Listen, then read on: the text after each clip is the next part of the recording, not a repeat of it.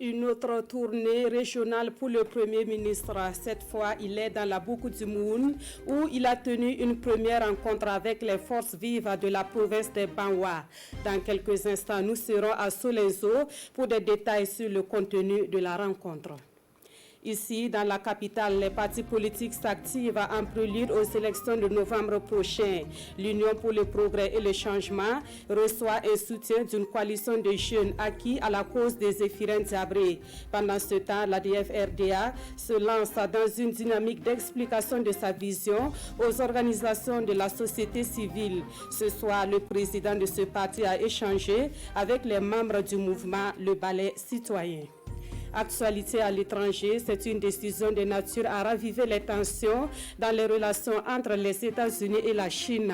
Le président américain ordonne la fermeture du consulat chinois à Houston. Selon Washington, la décision est prise pour protéger la propriété intellectuelle américaine. Développement à suivre en fin de journal. Mesdames, Messieurs, bonsoir. Merci de nous suivre. Cela dit, le Premier ministre est en visite dans la Boukou du Moun, visite qu'il a entamée à Solenzo par une rencontre avec les forces vives de la province de Banwa. Les échanges ont essentiellement porté sur les difficultés que rencontrent les populations de cette province. De quelles difficultés s'agit-il? La réponse dans ce compte rendu de Yves Rwamba et Karim Ouedraogo.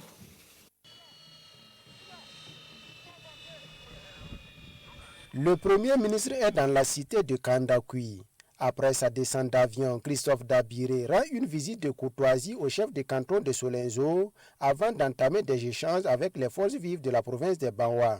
Objectif, recueillir les préoccupations des populations afin de rechercher des solutions idoines. Et j'ai la satisfaction de constater d'abord qu'il y a des préoccupations objectives de développement qui se posent en termes d'infrastructures pour désenclaver la province et faire en sorte que le sentiment que les populations ont d'être dans une province délaissée par le gouvernement, que ce sentiment s'estompe le plus rapidement possible. Nous veillerons à faire en sorte que ce désenclavement-là puisse devenir réalité dans le plus rapidement possible. Au-delà de ça, je crois que les questions liées aux infrastructures scolaires, aux infrastructures sanitaires, à la sécurité et que les populations considèrent que nous sommes en train de travailler et que le développement est un processus qui est évolutif et qui est dynamique. Cette visite du Premier ministre est la bienvenue pour la population des Banwa. Pour certains, le premier responsable du gouvernement a touché du doigt certaines réalités que vit la province, ce qui va permettre d'accélérer la recherche de solutions aux différentes préoccupations. C'est une première pour les Banwa d'avoir un Premier ministre qui vient en visite officielle. Et on était vraiment enchantés. Et cela nous a permis de poser nos différentes préoccupations. Maintenant, le principal problème même, c'est nos routes. Vraiment, ça ne va pas. On a des routes qui font pitié. On lui fait confiance. Vraiment, s'il est venu ici, c'est qu'il veut réellement faire quelque chose pour les Banwa. La province des Banwa fait partie des 6 provinces de la région de la Boukou du Moun. Après les Banwa, la tournée du chef du gouvernement se poursuit dans les autres provinces. Justement, en bref, sachez qu'après Solenzo dans les Banwa, le Premier ministre a mis le cap sur Dédougou cet après-midi. Une fois arrivé, Christophe Marie-Joseph Dabiré et sa délégation ont rendu une visite de courtoisie au chef de canton de Dédougou. Le chef du gouvernement lui a expliqué les raisons de sa tournée dans la région. Et le chef de canton de Dédougou, lui, a saisi l'occasion pour interpeller le gouvernement sur la question foncière et les problèmes liés à la chefferie coutumière. Une pépinière d'entreprise pour lutter contre le chômage et accroître l'employabilité des jeunes et des femmes, c'est ce dont dispose désormais le Conseil régional du Sahel. En attendant d'être totalement fonctionnel, les sections telles que la mécanique et la maroquinerie sont déjà opérationnelles. Mardi dernier, le ministre en charge de la jeunesse a visité cette pépinière d'entreprise. Bouré Makane et Lazare Sanou. Le ministre de la Jeunesse et de la promotion de l'entrepreneuriat des jeunes dans les locaux de la pépinière d'entreprise du Conseil régional du Sahel. Dans cette pépinière, seules les unités de mécanique et de maroquinerie sont pour le moment fonctionnelles. La pépinière d'entreprise du conseil régional nous a beaucoup apporté. Avant, nous travaillions avec la main. Actuellement, nous avons des machines. Et avant, pour produire un seul pouf, il faut une semaine pour produire un seul pouf. Mais actuellement, avec les machines et tous les objets, nous pouvons produire 7 poufs par jour. Au niveau de la mécanique auto, même pour des réparations mineures, il faut se rendre à Ouagadougou. Donc nous avons estimé qu'il est bon de trouver des compétences, les mettre ensemble pour pouvoir satisfaire les besoins en matière de réparation automobile au niveau de la région du Sahel. Cette initiative du conseil régional ne doit pas se limiter au stade des pépinières. Mon souhait est que de cette pépinière-là naisse une grande entreprise qui pourrait donc créer de l'emploi pour les jeunes et les femmes de cette région-là. J'ai vu beaucoup de choses qu'on peut faire pour ces gens-là. Non seulement ils ont la volonté, ils ont la vision, ils ont la détermination. Et cette initiative mérite d'être accompagnée et fortement. L'autre défi de la pépinière, c'est l'écoulement de la production et la fréquentation de ces garages par les automobilistes. De Dori, nous mettons le cap sur Tenkodogo dans le centre-est pour un constat sur la salle polyvalente réalisée dans le cadre des festivités du 11 décembre 2019. Cette salle était toujours en rénovation. Actuellement, les travaux sont en phase de finition et le ministre de l'Urbanisme et de l'Habitat s'est rendu sur place pour apprécier la qualité de l'ouvrage. Konstoun Koulibaly et Tanga Kafandou. 7 mois après sa réception, le ministre de l'Urbanisme et de l'Habitat revient apprécier la solidité de la salle polyvalente de Tenkodogo, construite dans le cadre du 11 décembre dernier. Nous avons jugé utile de venir visiter la salle polyvalente, une belle salle qui a été réalisée. Et Dieu merci, cette salle a été réalisée dans les règles de l'art. Je crois que nous sommes à la 2e saison de pluie. Voilà, je crois que vous avez pu constater qu'il n'y a pas de problème, j'allais dire, majeur. En marge de la visite, le ministre et ses collaborateurs ont échangé sur une thématique majeure, la révision du Code de l'urbanisme et de l'habitat au Burkina Faso. Malgré le fait que c'était un document de référence beaucoup apprécié dans la sous-région, il y a des insuffisances que nous avons décelées et que nous devons de corriger. Du reste, au niveau du gouvernement, Son Excellence, Monsieur le Président du Faso, Monsieur le Premier ministre, nous ont instruit de procéder à la relecture de tout l'encadrement, tous les textes juridiques et réglementaires sur le foncier. Aujourd'hui, quand vous voyez des questions importantes comme l'accaparement des terres, il y a quelque part au niveau de la législation des failles. Le Code de l'urbanisme et de l'habitat a 10 ans et la révision permettra d'opérer un toilettage afin de corriger les insuffisances que contient la loi, selon le ministre Maurice Dieudonné Bonannée. L'autre visite à Tenkodogo est celle que le ministre de la Santé a effectuée à la centrale d'achat des médicaments essentiels génériques de cette ville. Malgré le contexte de la maladie à coronavirus, la CAMEC de Tenkodogo a engrangé des performances grâce à l'abnégation des agents qui travaillent dans des conditions pas toujours faciles et qui reçoivent les félicitations et les encouragements de Claudine Lougué. On fait le point avec Konstoun Koulibaly et Tanga Kafandou. La ministre de la Santé dans les locaux de la CAMEC, Tenkodogo. Claudine Lougué est venue encourager les responsables et le personnel de la centrale des médicaments génériques pour le travail abattu au quotidien afin de disponibiliser les médicaments. À la ministre de la Santé, ce sont le potentiel et les performances de la CAMEC Tenkodogo qui ont été présentées. En termes de disponibilité des produits, nous nous améliorons d'année en année. Nous sommes passés de 37% au cours des 3 dernières années de taux de rupture à aujourd'hui 26% et nous ambitionnons bientôt arriver à 0% de rupture sur les principaux médicaments que nous offrons aux populations. En termes de pertes liées également aux péremptions, vous avez dû constater que pour une norme de 3%, nous sommes aujourd'hui à 2% de taux de péremption.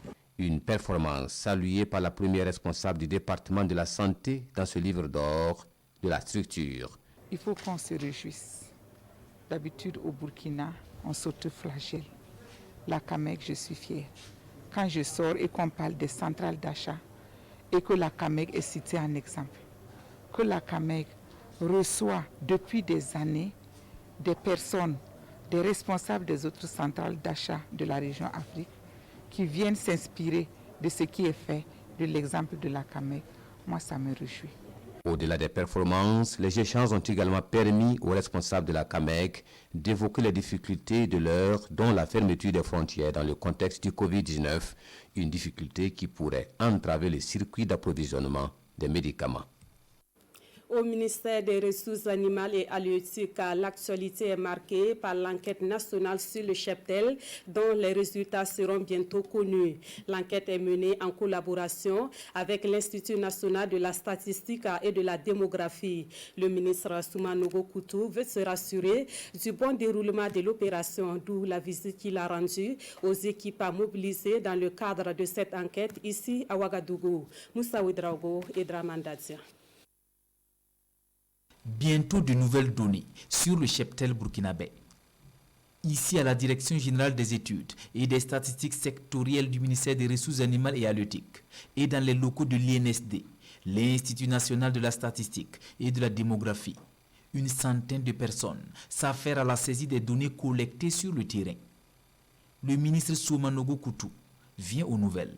Et juste après la saisie des données, nous allons vérifier la qualité des données et maintenant commencer à produire les différentes informations. Nous pensons que globalement, dans quelques 2 ou 3 mois, nous pouvons avoir en tout cas des résultats assez exploitables. Dans ce souci d'avoir de l'information, d'avoir des données statistiques assez fiables et réelles, donc nous avons fait appel à l'INSD qui nous accompagne dans ce processus de l'enquête nationale, la première depuis 2003, et pour nous permettre d'avoir ces informations-là. Sur un échantillon de plus de 169 000 ménages d'éleveurs à enquêter, le taux de couverture est de 98% et près de 64% des données ont été saisies. Covid-19 et crise sécuritaire ont cependant ralenti le rythme de travail des enquêteurs, sans toutefois impacter les résultats, foi des acteurs. Nous avons connu ce problème, on ne l'avait pas prévu, mais nous l'avons connu après le lancement à Moctero il y a 2 ans de cela.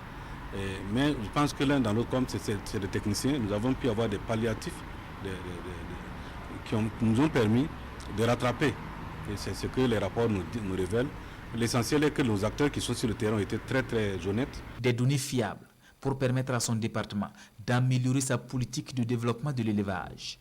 Un secteur porteur qui représente 26% des produits d'exportation et près de 18% du PIB, le produit intérieur brut. Du côté du département en charge de la communication, l'heure est au bilan des activités réalisées et les perspectives pour la suite. Le conseil d'administration du secteur ministériel de l'année 2020 s'est tenu ce 23 juillet. Thème de ce CASEM, la place et le rôle du ministère de la communication et des relations avec le Parlement dans la gestion des crises. Adama Giti et Mounira Kiri. C'est une journée d'analyse et d'évaluation à mi-parcours des performances du ministère en charge de la communication. Cadres et techniciens focalisent leurs réflexions sur la place et le rôle du département dans la gestion des crises, le lieu pour le ministère de revoir ses priorités et ses ambitions. Nous sommes dans une situation où nous avons encore à gérer la maladie, la Covid-19. Nous avons également à gérer la question de l'insécurité liée au terrorisme. Et nous avons surtout une période électorale qui s'annonce comme étant particulièrement discutée. Donc ce CASEM nous a permis de regarder l'évolution un peu de nos objectifs à mi-parcours, fortement donc pénalisés par la restriction budgétaire liée à la Covid. Nous avions 199 activités, nous en avons dû nous en délester de 58. Et aujourd'hui, nous avons donc un taux d'exécution de 38%. Mais le plus important également, ce sont les réflexions que nous avons menées autour justement de la place du ministère au niveau de la communication gouvernementale dans son ensemble, dans le cadre de ces élections-là, mais également dans le cadre de toute communication de crise qui puisse survenir dans notre pays. Ce premier conseil d'administration 2020 se tient dans un contexte marqué par le terrorisme et la pandémie de la maladie à coronavirus, mais aussi par l'organisation des élections de novembre prochain. Et le ministre en charge de la communication d'inviter les organes de presse au respect des principes fondamentaux du journalisme dans la collecte, le traitement et la diffusion de l'information. Et que retenir de la mise en œuvre du programme budgétaire sur la gouvernance environnementale et le développement durable? La réponse à cette question sera trouvée à la première session ordinaire de l'année 2020 de ce programme, piloté par le Conseil national de développement durable. Elle a débuté hier à Ouagadougou et elle est essentiellement consacrée au bilan des activités durant le premier semestre de l'année en cours. Nongba Kouda et Vincent Kenderbugo. C'est la première session ordinaire de l'année du programme budgétaire Gouvernance environnementale et de développement durable. Cette session réunit l'ensemble des techniciens et cadres du ministère de l'Environnement et des changements climatiques. L'objectif, faire l'état des lieux de la mise en œuvre de ce programme budgétaire durant le premier semestre 2020. C'est une session qui est consacrée principalement à examiner le travail qui a été fait. Quels sont les progrès que nous avons réalisés, quelles sont les difficultés que nous avons rencontrées au cours de cette année, de sorte à pouvoir donc nous projeter. À travers ce programme budgétaire, le ministère de l'Environnement met en œuvre le projet Adaptation basé sur l'écosystème. 3 régions sont concernées, le Sahel, la boucle du monde et le centre-ouest, avec des actions qui visent à permettre aux populations de ces régions de mieux s'adapter au changement climatique. Il s'agit de réhabiliter les écosystèmes qui sont dégradés, d'accompagner les populations pour une exploitation rationnelle des ressources, mais également il s'agit d'améliorer leurs moyens d'existence. En parlant de moyens d'existence, il s'agit d'améliorer la création de revenus durables. Mais enfin, nous menons des actions aussi de diffusion de l'information climatique pour permettre aux populations d'adapter leur calendrier agricole en fonction du changement climatique. Le programme budgétaire Gouvernance environnementale et de développement durable, compris dans le PNDS, s'inscrit en droite ligne des options de développement prises dans les grands sommets mondiaux sur l'environnement, tels que Rio 92 ou Paris 2015. Ce programme est piloté par le Conseil national de développement durable. Actualité des partis politiques à présent. Des jeunes issus de partis politiques et de la société civile soutiennent la candidature de Zéphirine Diabré à la présidentielle de novembre prochain. Ces jeunes sont réunis au sein d'une coalition dénommée Génération ZEF 2020. Ils ont confié la presse hier au siège de l'UPC à Ouagadougou pour expliquer leur choix et décliner leur stratégie de campagne. Amadou Ilboudo et Fousseni Kindo. Le Burkina Faso va mal et la faute au pouvoir MPP. C'est la conviction des jeunes d'une coalition de partis politiques et d'associations qui estiment que le pays mérite mieux pour sa gouvernance. Et pour la présidentielle de novembre prochain, ces jeunes réunis au sein de la génération ZEF 2020 sont convaincus que Zéphirine Diabré est l'homme de la situation. ZEF est le président de la véritable réconciliation nationale. Il n'a pas d'ennemis. Il a un passé très propre, il est crédible. ZEF est le président de la victoire contre le terrorisme. ZEF est le président de la relance économique. C'est un économiste hors pair qui a fait preuve dans ses secteurs privés et publics sur les plans national et international à Areva et Eva, au PNUD, et en tant que consultant international très respecté. Cette coalition n'est pas la seule à soutenir Zéphirine Diabré. D'autres coalitions comme la CFDC et la SINAC ont aussi porté leur choix sur le président de l'UPC pour la présidentielle de novembre prochain. Et toutes ces coalitions estiment qu'il est temps de tester à présent l'option ZEF.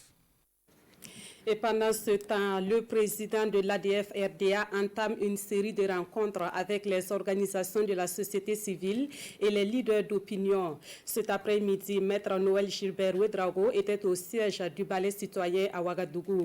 Au menu des échanges, le programme de l'ADF-RDA pour les prochaines élections et l'analyse des régimes politiques au Burkina Faso. Le point avec Césaire Carrefour et Draman Guéné. D'un côté, Maître Gilbert Noël Ouedraogo et son équipe, et de l'autre, Eric Ismaël Kinda au milieu de son état-major. Un face-à-face ici au siège du Balai citoyen, une première entre un parti politique et le mouvement.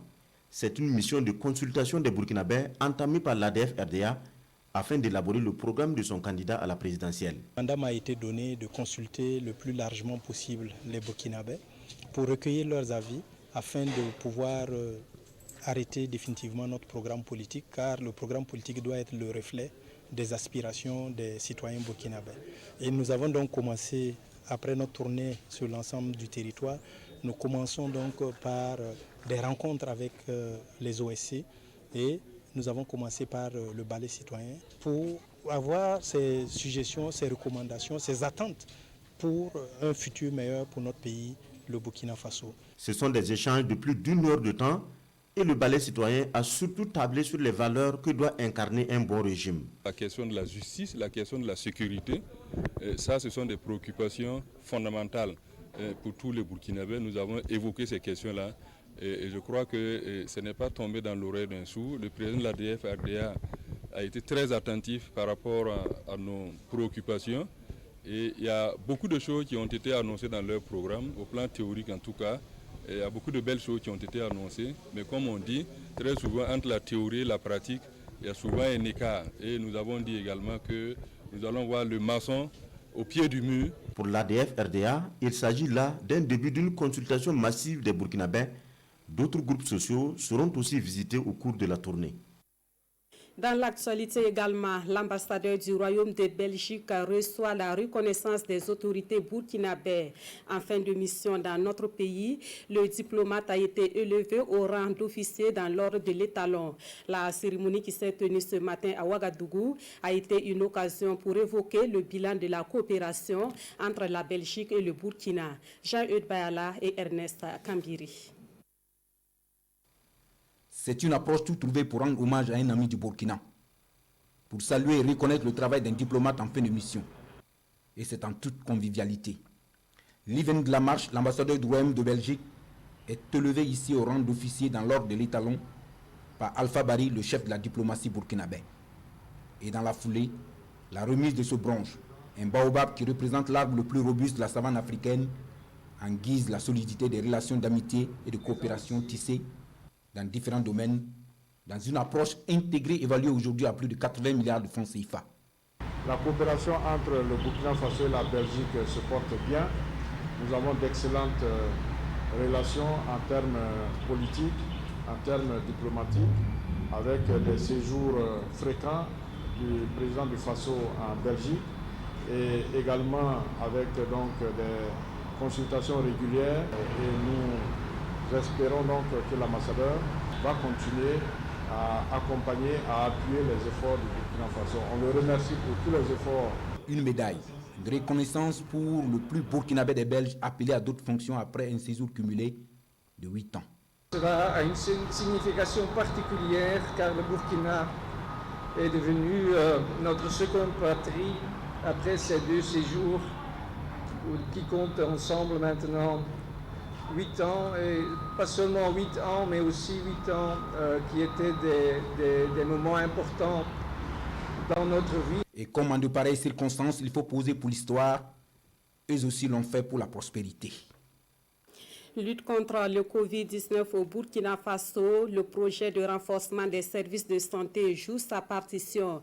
Il offre au ministère de la Santé du matériel médico-technique dont la valeur est d'environ 900 millions de francs CFA. La cérémonie de remise est intervenue hier et nous suivons le compte-rendu de Nongba Kouda et Amadou Marcel Tou. Lutte contre le Covid-19, le projet de renforcement des services de santé PRSS dans la peau de donateurs avec du matériel médico-technique. Composé de gel hydroalcoolique, de matériel de laboratoire et de 9 caméras thermiques entre autres, ce don est estimé à plus de 880 millions de francs CFA. Les différents matériels et fournitures que nous avons donnés vont permettre au ministère de la Santé de renforcer la surveillance, surtout au niveau des points d'entrée, parce que ce sont des caméras thermiques qui vont permettre de mieux gérer le contrôle de la température des voyageurs au point d'entrée, notamment au niveau des principaux points d'entrée terrestres et au niveau des aéroports. Nous avons aussi apporté un appui logistique au Chorus pour lui permettre de faciliter les investigations sur le terrain, donc en mettant à disposition un certain nombre de véhicules loués pour faciliter la mise en œuvre des activités d'investigation.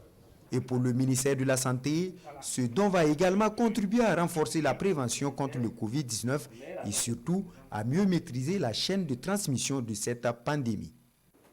10 milliards 245 millions de francs CFA investis en 2019 au profit de plus de 693 000 bénéficiaires. Voici résumé en chiffres le bilan 2019 de l'OCADES, l'Organisation catholique pour le développement et la solidarité. L'organisation qui se veut caritative a fait aussi mention de certaines difficultés qu'elle a rencontrées et qui sont en lien avec la situation sécuritaire et sanitaire du Burkina. Césaire Carrefour et Caroline Ouari. Les crises sécuritaires et sanitaires que connaît le Burkina n'auront pas empêché l'OCADES d'agir. Les 45 provinces du pays comptent des bénéficiaires des actions de l'organisation caritative catholique. On en dénombre 693 110 répartis dans les secteurs dits de la production, du soutien à la production, des secteurs sociaux et des secteurs de la gouvernance. Pour l'ensemble de ces domaines d'intervention, l'OCADES dit avoir investi 10 milliards 245 millions de francs CFA, une enveloppe qui connaît une hausse de 695 millions de francs CFA par rapport à l'année 2018. Un bilan que les premiers responsables de l'organisation jugent perfectible. On peut mieux faire dans ce sens qu'il faut qu'on puisse relever ce défi-là, de pouvoir mobiliser des ressources au niveau interne. Ça, vraiment des ressources au niveau local, des ressources dans notre pays. Voilà. Et ça, c'est un défi que nous devons relever grâce à vous aussi, les journalistes, grâce aux hommes et aux femmes de bonne volonté et grâce aussi aux chrétiens qui voudraient bien nous accompagner. Le renforcement de la promotion de la cohésion sociale, le renforcement des capacités financières des femmes et des jeunes, la protection de l'environnement et l'adaptation aux effets néfastes des changements climatiques sont des perspectives de l'OCADES pour la période 2020-2021. Pour le cas spécifique de la situation sécuritaire et sanitaire du Burkina, l'organisation prévoit des activités d'urgence humanitaire au profit des personnes vulnérables. Dépôt de candidature pour l'élection à la tête de la Fédération burkinabé de football. Le candidat Amadou Traoré a déposé son dossier de candidature hier 22 juillet. Il était accompagné par une foule de supporters jusqu'au siège de la Fédération burkinabé de football. Voyons l'ambiance dans ce reportage de Moussa Ouedraogo et Alain Didier Compaori. Entrée triomphale d'Amadou Traoré au siège de la Fédération burkinabé de football. En lice pour la candidature à la présidence de la structure, c'est une foule immense issue de différents clubs qui a escorté les candidats pour le dépôt de son dossier. Puis en chœur, ils entonnent l'hymne national avant que le candidat n'entre dans l'enceinte de la fédération. Après quelques minutes d'attente, il est accueilli dans la salle de réception des dossiers par le président de la commission électorale Zambinde Théodore Sawadogo. Une heure, c'est le temps mis pour examiner le dossier du candidat. Et à sa sortie, Amadou Traoré montre bonne mine. Tout a été vérifié minutieusement, comme vous le dites, point par point, pièce par pièce. Et nous avons toutes les autorisations, tout ce qui est demandé. En tout cas, nous les avons fournis. Nous pensons qu'on peut être confiant pour être candidat officiel. Du côté des soutiens du candidat, il ne fait nul doute. Amadou Traoré est l'homme de la situation. Regardez ici, les clubs qui sont représentés, c'est la quasi-totalité des clubs, pour ne pas dire des clubs de Burkina. Donc quand vous avez tous les clubs avec vous, je crois que c'est les clubs qui font le football, donc je ne doute pas que les clubs là vont faire un vote juste, un vote pour revitaliser le football. Commencé le 13 juillet dernier, les dépôts de candidatures ont pris fin ce 22 juillet. Et sur leur page Facebook, Bertrand Kabori, Maurice Sanou et Abdul Karim Bariadi Lota disent également avoir déposé. Actualité à l'étranger avec tout d'abord cette brève concernant le Mali. Les cinq chefs d'État mandatés par la CEDEAO sont arrivés ce matin à Bamako pour une négociation de sortie de crise. Les présidents nigériens, ivoiriens et sénégalais tenteront de convaincre le pouvoir malien et ses opposants de trouver un compromis de sortie de crise. En rappel, l'opposition et des organisations de la société civile malienne regroupées au sein d'une coalition dénommée Mouvement du 5 juin réclame entre autres la démission du président Ibrahim Boubacar Keïta. Le Mouvement du 5 juin accuse le président malien de mauvaise gouvernance et de manque d'efficacité face à la situation sécuritaire. Hors du continent africain, les États-Unis ferment le consulat de Chine à Houston. Le motif, selon Washington, c'est de protéger la propriété intellectuelle américaine. C'est une décision du président américain qui intervient sur fond de forte tension qui existe déjà entre les deux pays. Un nouveau sujet de dispute entre les États-Unis et la Chine. Washington vient d'ordonner la fermeture du consulat chinois à Houston, au Texas. L'administration Trump justifie cette décision par la volonté de protéger la propriété intellectuelle américaine et les informations privées des Américains, sans donner plus de détails.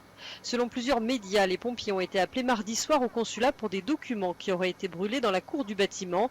Selon la police, les forces de l'ordre n'auraient pas été autorisées à entrer. Pékin a qualifié de scandaleuse et injustifiée la fermeture de son consulat auprès duquel sont inscrits 900 000 citoyens chinois. C'est une provocation unilatérale lancée par les États-Unis qui viole sérieusement les lois internationales, a dénoncé le porte-parole de la diplomatie chinoise.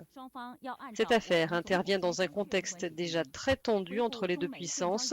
Les sujets de contentieux s'accumulent depuis les accusations d'espionnage en passant par la situation à Hong Kong ou encore au Xinjiang. Et c'est la fin de ce 20h. Merci à vous qui l'avez suivi. Retrouvez Ismaël Azilouma Sirima à 23h pour un autre point de l'actualité. Mais avant, Maïmouna Dao et ses invités vous donnent rendez-vous à partir de 21h pour l'émission Santé Maga. Merci de votre fidélité à la RTB.